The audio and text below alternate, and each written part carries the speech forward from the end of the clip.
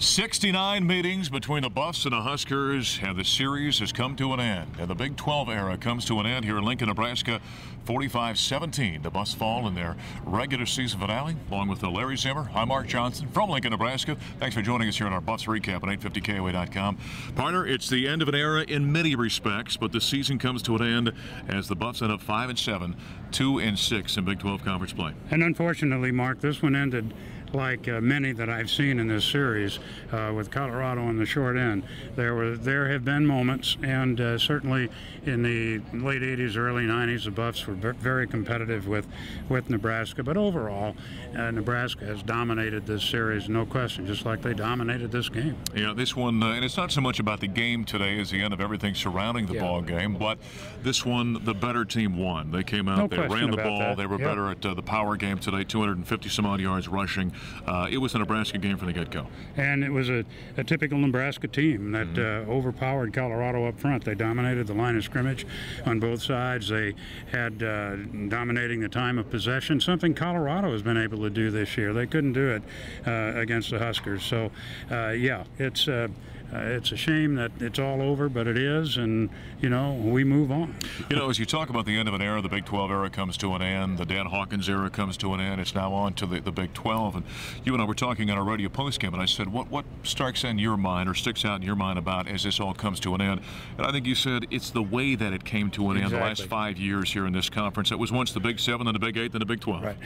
I just didn't think that I would see another period of time where Colorado would go 5 years without a winning season.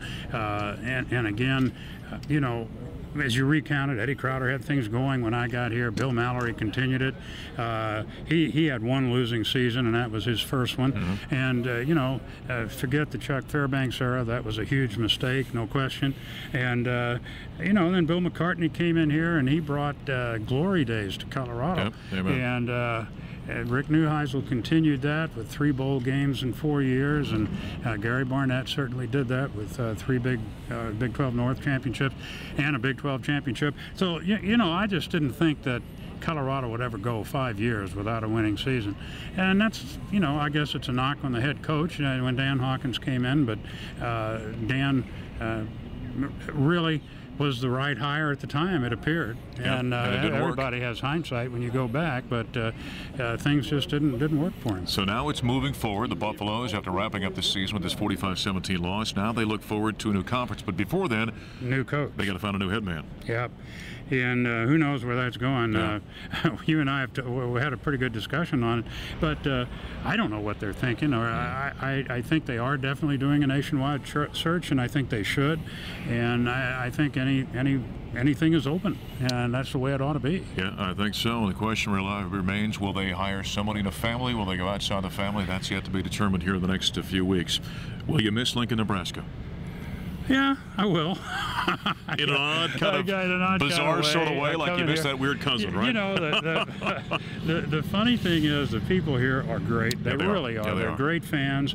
And I know what Bill McCartney said. He said, you know, I chose Nebraska to be a rival, not only because they were a neighbor, but he said, every program in the country wants to be like them. Yeah. He said, that's what we want to be. That's a model football program there. I remember Bill saying that. And he said, and our rivalry is out of respect for them. Yep. And yeah, I'll miss Nebraska. I'll miss this stadium. It's a big old tub, but you know, I've seen some exciting football here. So yeah, but you know, again, we're going to move on. We're going to see some exciting football next year. Yeah, that's right. And by the way, that respect those fans show when the Buffs walked off the field here in Lincoln for the final time. They surrounded the tunnel and applauded Colorado and wished them luck as this long series with a great history after 69 meetings comes to an end. 45-17 was the final.